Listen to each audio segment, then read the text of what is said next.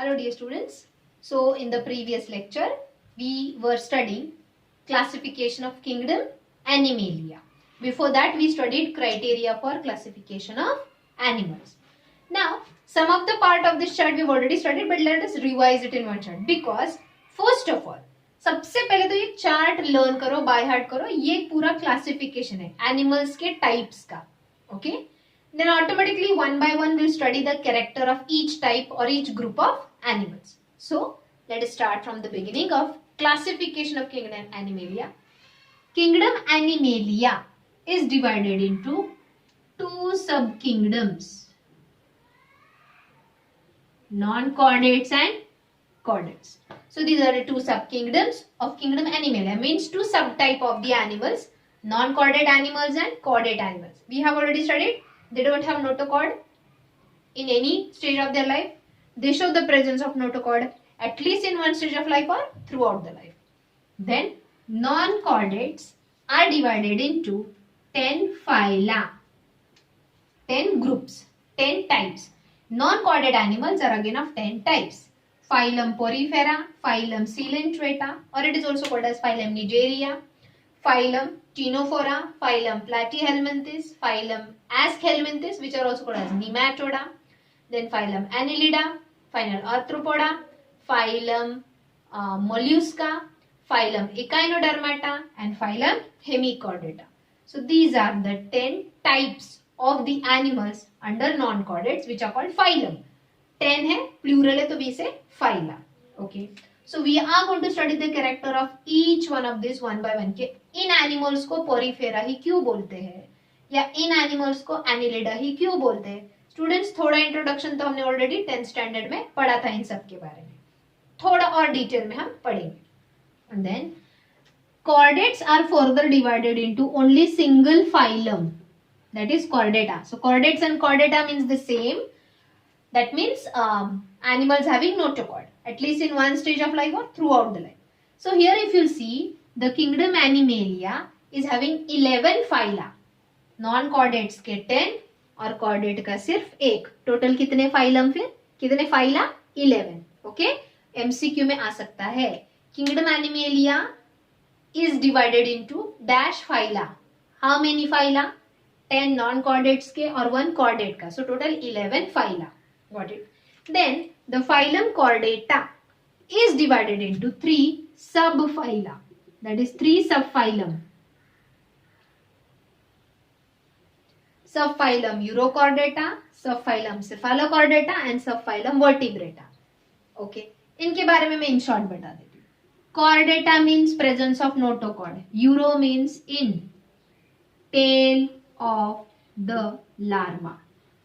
Larva means baby stage of the animal. जब वो baby stage में से डेवलप होके अडल्ट हो जाता है उनकी टेल रिड्यूस एंड डीजनरेट हो जाती है. जैसे कि फ्रॉग, अगर तुम बेबी फ्रॉग देखोगे तो बेबी फ्रॉग मतलब लार्वा ऐसे होता है, उसको ये ऐसा टेल लाइक स्ट्रक्चर होता है. बट जैसे जैसे फ्रॉग बड़ा हो जाता है उसकी tail degenerate reduce reduce reduce हो जाती है. अडल्ट फ्रॉग देखो उसको टेल नहीं होता. अब ये जो अच्छा फ्रॉग इधर नहीं आएगा, फ्रॉग इधर आता है वर्टिब्रेट्स में. I am just giving you example. Frog इसका एग्जांपल नहीं है यूरोकॉर्डेट्स के, इसका एग्जांपल अलग है. तो urochordata means these are the chordate animals. Chordate animals means in them notochord is present but only in the tail region of the larva. When the larva metamorphose मतलब जब larva बड़ा हो जाता है, एडल्ट हो जाता है, उसकी बॉडी कंप्लीटली फॉर्म हो जाती है तो उसकी टेल डिसअपियर हो जाती है. टेल के साथ साथ टेल में जो नोटोकॉर्ड है वो भी डिसअपियर. मतलब यू टेल मी इनमें through out the life time होता है क्या नोटोकॉर्ड? नहीं, इनमें सिर्फ बेबी स्टेज में नोटोकॉर्ड होता है. जैसे ही वो बड़े हो गए, एडल्ट हो गए, notochord is reduced along with the tail. So urochordate means in them the notochord is present only in one stage of life, that is in the tail of the larva. When the larva metamorphose into adult, then the notochord along with the tail degenerates, खत्म हो जाता है, अपने आप reduce हो जाता है. समझे? What are cephalochordates? Again, chordate means presence of notochord. Cephalo means from head to tail. इनकी entire देखो इधर सिर्फ tail में था notochord, अभी जो cephalochordate इनमें head to टेल पूरा नोटोकॉर्ड होता है, मतलब वो बड़े भी हो गए, चलो टेल भले ही डिजनरेट हो गया, लेकिन पूरी बॉडी का वो जो नोटोकॉर्ड है वो वैसे के वैसे रहता है. So these are the animals in whom, or these are the only animals in whom the notochord remains till the end of their life. मतलब मरते दम तक उनकी बॉडी में नोटोकॉर्ड होता है. And notochord runs throughout the length of the body. Notochord सिर्फ tail में नहीं प्रेजेंट है, यहाँ पे notochord is present throughout the length of the body, means right from head to tail. समझे. थर्ड कौन है? Sub phyla under chordates phylum Vertebrata. In them notochord is modified into vertebral column. मतलब इनमें notochord किस में convert हो जाता है? Vertebral column, that is backbone में. Understood. So there are 3 sub phylum of the phylum chordates, that is urochordate, cephalochordate and vertebrate. Let me tell you one thing, ये जो यूरोकॉर्डेट्स है हम इनके बारे में पढ़ने ही वाले और डिटेल में. They are also called as tunicates और एस्किडियन. क्यों? वो हम फ्यूचर लेटर ऑन जब हम इसके बारे में डिटेल में पढ़ेंगे that time I will explain. Okay, then the subphylum Vertebrata is divided into 2 divisions. Subphylum Vertebrata is divided into 2 divisions, Agnathostomata and Gnathostomata. A means absent, Gnatha means jaws.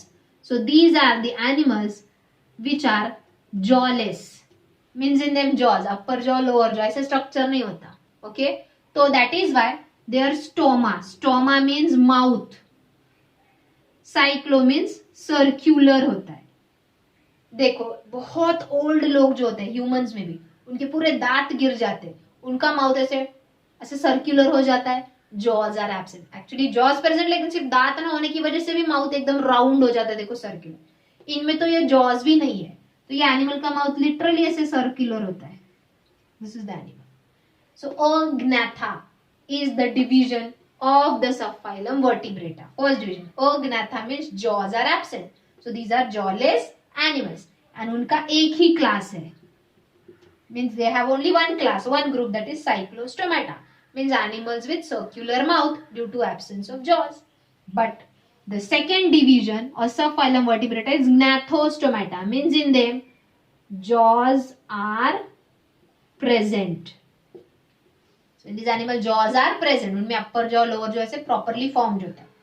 So this division Gnathostomata is divided into 2 superclasses, Pisces and Tetrapoda. So which are the 2 superclasses of division Gnathostomata? Pisces है, मतलब ये जो Gnathostomata animals है, the animals with jaws are again of 2 types, Pisces and Tetrapoda. Pisces means having fins for swimming. हम fish को wings होते नहीं बोलते, हम फिश को फिन्स होते बोलते, राइट. तो फिश के फिन्स के हेल्प के साथ fishes can swim.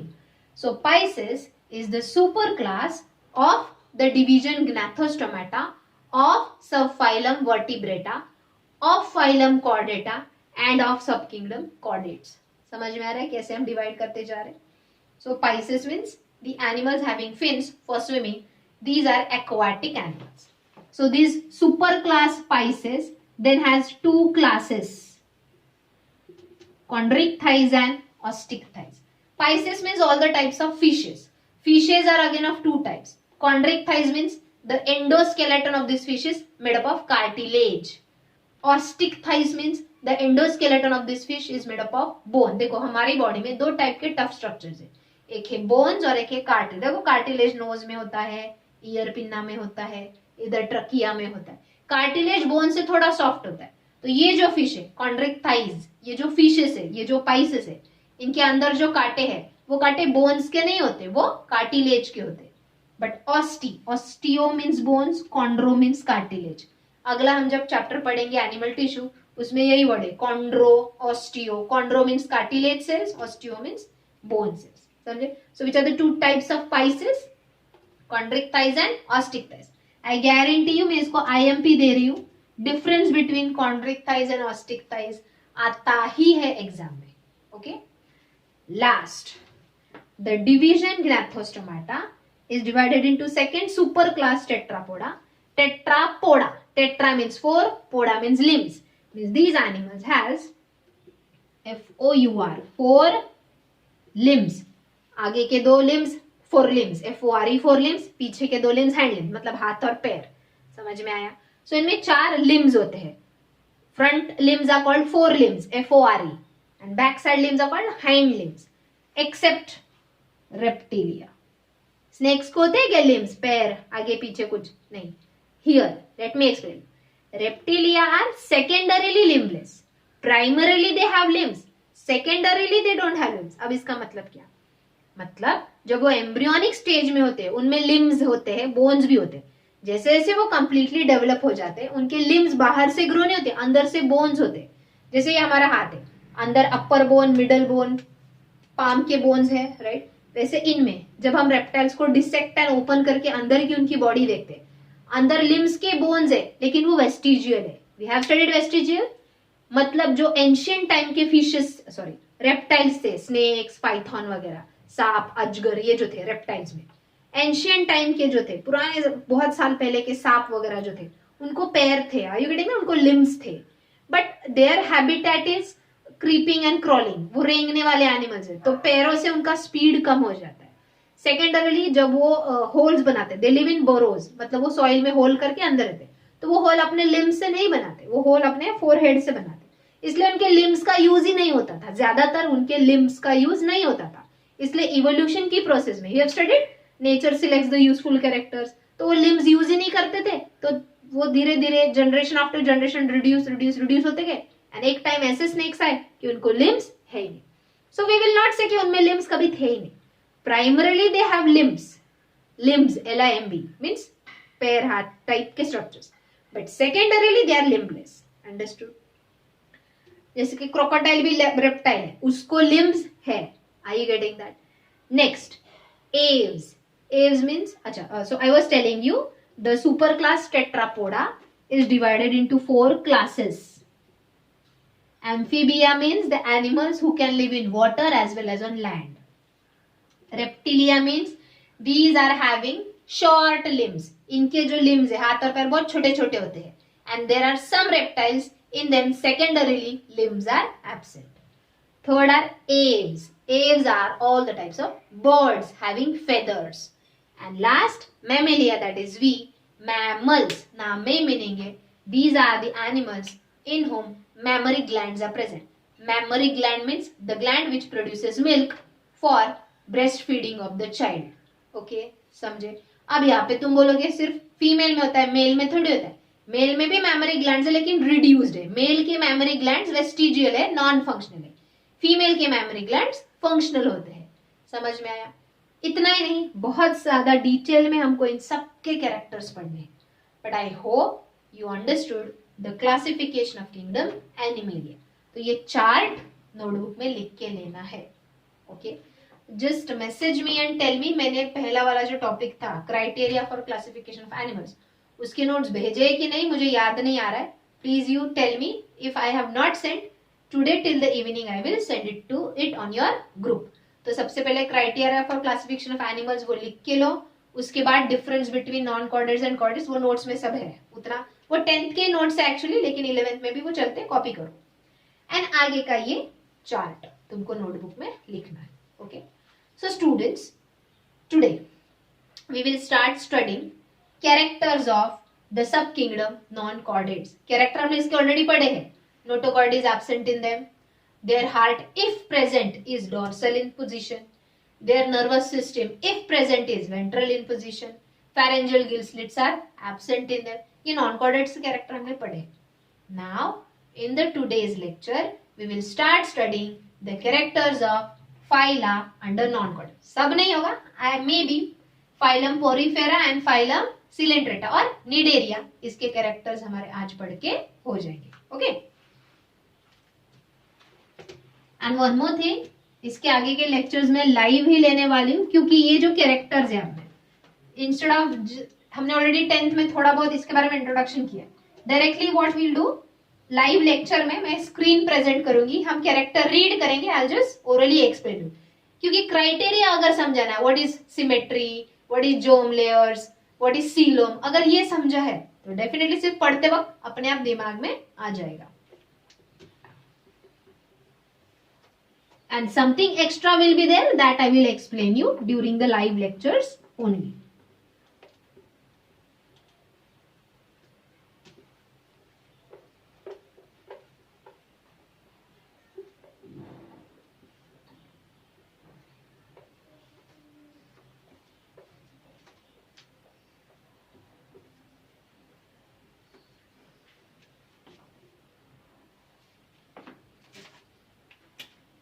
So the first phylum, the character which we'll study is phylum Porifera.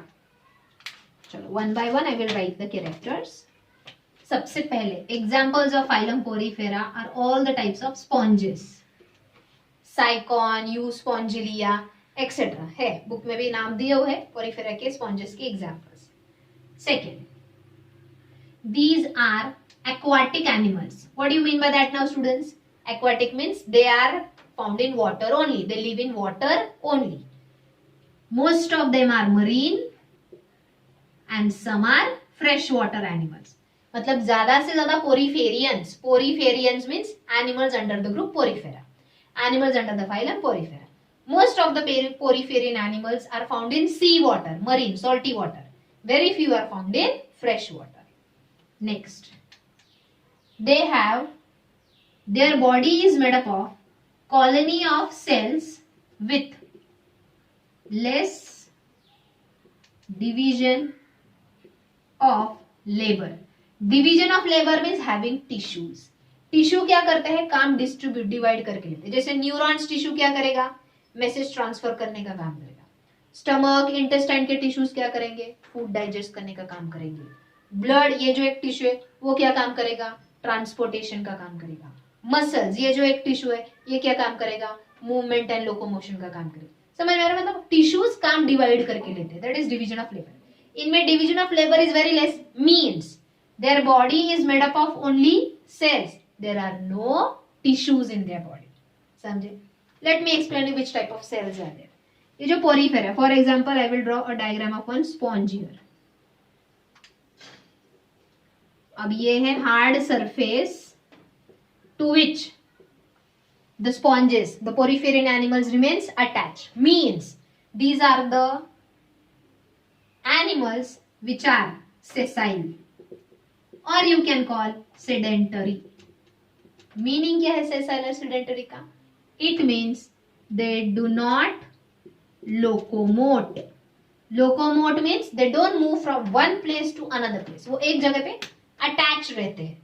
समझे? एनिमल्स का मेन कैरेक्टर क्या है? प्लांट्स में और हम में मेन डिफरेंस क्या है? Plants can not walk from one place to another. They can not move from one place to another place, but we can. But here are the animals. So MCQ में question आ सकता है, dash animals are sessile और does not show locomotion. Who? Sponges और Porifera. Okay, so sessile और sedimentary means they remain attached to hard. देखो ये sponge है, it remains attached to the hard surface, does not show locomotion. Okay, हाँ, इनकी body में minute pores होते हैं. There are minute pores in the body. The small pores in the body are called ostia. Okay, and there is a single large opening that is called osculum. Internally I will show you how does it look. ये externally ऐसे दिखता है. Internally how does it look? Again ये hard substratum.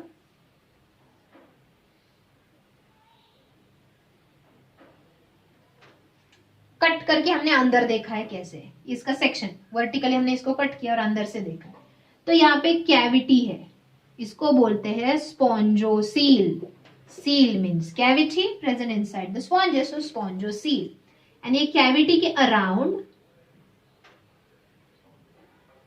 ऐसे flagellated cells है. What I am saying? Flagellated cell. Do you see one large hook like structure that is flagella? हमने पढ़ा है सेल चैप्टर में फ्लैजेला. ये ऐसा सेल है, इसको ऐसा ये hook like structure that is flagella. Okay, so this flagellated cells are called choanocytes और कोलार सेल्स और collar cells. Any how you can pronounce that. अब ये क्या है? सी, In between the flagellated cells there are minute pores. ये जो holes है ना, ये दो फ्लैजेलेटेड सेल्स के बीच, मैंने एक ही साइड में दिखाया, उधर नहीं दिखाया. Now I said these animals are aquatic. So through the ostia the water is taken into the spongocoel. दोनों तरफ से water is taken in through ostia.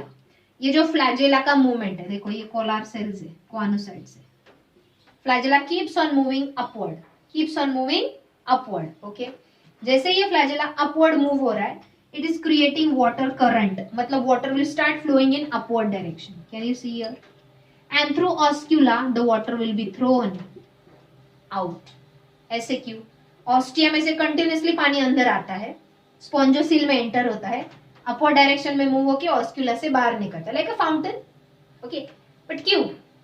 You only imagine, अगर ये पानी सिर्फ अंदर लेता रहेगा, it will swell like a balloon and burst. फूट जाएगा ना, मर जाएगा ना. तो पानी बाहर भी तो जाना जरूरी है. ओके, अब पानी बाहर ही फेंकना है तो ऑस्टिया के थ्रू अंदर क्यों लेना है? Very simple. When the water is moving inside the body of the sponge, the water has nutrients, that is food material, and oxygen dissolved in it. जैसे ही water अंदर जाता है, ये जो coanocytes है, they absorb the food particles and the oxygen in the water, and in turn they give out, they excrete carbon dioxide and waste material from the body. तो बोलो, भले उनकी बॉडी में कोई भी टिश्यूज नहीं है, ऑर्गन नहीं है, बॉडी सिस्टम नहीं है, फिर भी वो एब्जॉर्प्शन कर रहे हैं, ट्रांसपोर्टेशन कर रहे हैं, एक्सक्रीशन कर रहे हैं, डाइजेशन कर रहे हैं, सब कर रहे हैं, जस्ट हैविंग अ सेल्स. कौन से सेल्स? कोआनोसाइट्स और collar cells. So is it a colony of cells? Their body is only colony of cells. देखो, ये सेल्स ग्रुप में नहीं है, they are the cells scattered everywhere in the body. Okay, इसके अलावा भी दो साइड के सेल्स और होते हैं, दो टाइप के सेल्स, अमीबोसाइट्स एंड आर्कियोसाइट्स, लेकिन अभी वो नहीं पढ़ेंगे, हम वो नीट के लेसन में पढ़ेंगे. नीट में जब हम यही फाइलम पोरिफेरा पढ़ेंगे और डिटेल में पढ़ेंगे. Understood? Okay, so what are the minute pores present on the body? Pores. So Porifera means pore bearing animals. Pore means small holes. Sponge देखा होगा ना, स्पंज पे कुछ छोटे छोटे होल्स होते हैं. ये एनिमल से ही स्पंज का कॉन्सेप्ट आया है. अभी जो स्पंज हम यूज करते हैं सोफा में वगैरह वगैरह, जहां भी, डस्टर एंड ऑल, वेरेवर, वो स्पंजेस आर्टिफिशियल स्पंजेस है. लेकिन many years back we used to use the bath sponge which was the actual poriferan animal. मतलब बाथ स्पंज वाटर में से निकालेंगे, ये एक्वाटिक एनिमल है, पानी के बाहर आएंगे तो मर जाएंगे, फिर उनको ड्राई कर लेते थे, अंदर से क्लीन करते थे, वो जो उनका जो मास है सेल का, it was used as a sponge. समझे? ओके, सो अभी तक खत्म नहीं हुआ है. I hope you understood till here, students. So what is the cavity present inside the sponge's body is called spongocoel. अब देखो, ये असिलोमेट, स्यूडोसिलोमेट, यूसिलोमेट, उसमें नहीं आती है कैविटी, क्योंकि सीलोम अलग and only cavity present inside the body अलग. Coelom means what? Cavity present between ectoderm and endoderm. इनमें टिश्यूज ही नहीं है, तो जर्म लेयर्स होंगे क्या? नहीं. So स्पॉन्जोसील अलग है and असिलोमेट, स्यूडोसिलोमेट, यूसिलोमेट, वो क्राइटेरिया अलग है. So here the body of the sponges has small minute pores, that is ostia, and one big large opening, that is osculum. Through ostia water is taken in, it enters into the spongocoel. With the help of the flagellated coanocytes the water current is developed, water moves outward through osculum. During this circulation of water, useful materials are absorbed and waste materials are excreted. Okay, next, the sponges externally. Exoskeleton मतलब outer corn, जैसे हमारा exoskeleton है skin and hair. Sponges में जो external covering, that is exoskeleton है, it is made up of calcareous और siliceous spicules. मतलब इनकी बॉडी में एक्सटर्नली ऐसे एकदम छोटे छोटे कांटे के जैसे स्ट्रक्चर, एकदम माइन्यूट, वो मतलब दिख के भी नहीं आते, रफ दिखती है इसकी वजह से बॉडी. सो दिस कांटे के जैसे जो छोटे छोटे एकदम माइन्यूट स्ट्रक्चर्स हैं, इनको बोलते हैं स्पिक्यूल्स. क्या बोलते हैं? स्पिक्यूल्स। स्पिक्यूल्स किसके बने हैं? कैलकेरियस मतलब या तो कैल्शियम के बने हैं, सिलिशियस सिलिका के बने, आइदर कैल्शियम और सिलिका के बने हुए हैं ये। और instead of spicules they may also have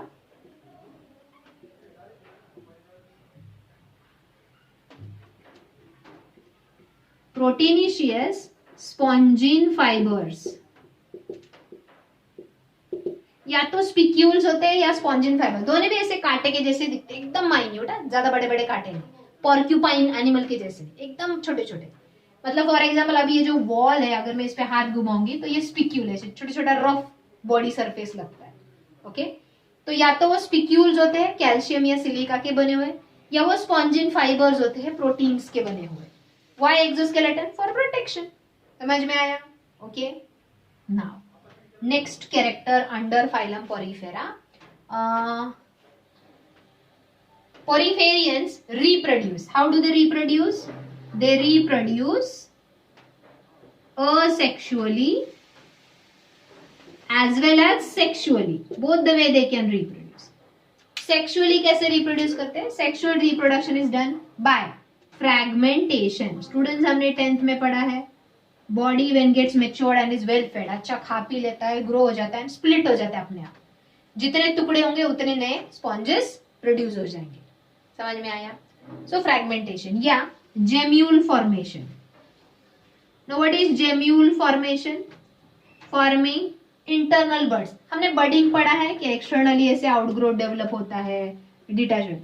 ये एक्सटर्नल बर्ड्स नहीं, इंटरनल बर्ड्स, मतलब अंदर स्पेशल बर्ड्स तैयार होते हैं जो ऑस्क्यूला के थ्रू रिलीज होते हैं, and then it develops as a new sponge, new Porifera. अभी जो जेम्यूल फॉर्मेशन है ये भी तुमको सिर्फ इंट्रोडक्शन है अभी 11th स्टैंडर्ड में, लेकिन जब हम ये नीट में पढ़ेंगे, जेम्यूल फॉर्मेशन एक बहुत डिटेल्ड प्रोसेस है।